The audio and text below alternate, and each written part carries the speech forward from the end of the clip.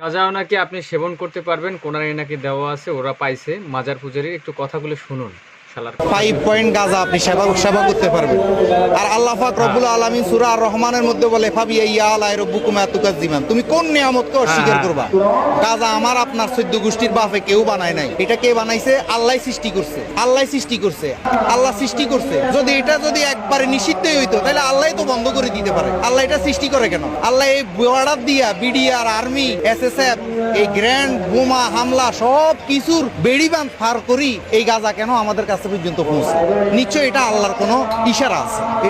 এটা তো আপনি আমার কোনো ক্ষমতা নাই, এটা আল্লাহর ক্ষমতা। এটা সুখের বিষয়, এটা আনন্দের বিষয়। একটা সুন্দর নারী আমার সামনে দিয়ে যাচ্ছে, তার সৌন্দর্য লাবণ্যতা দেখতে পারছি। আল্লাহ বলছে আমার সৌন্দর্যকে উপভোগ করো।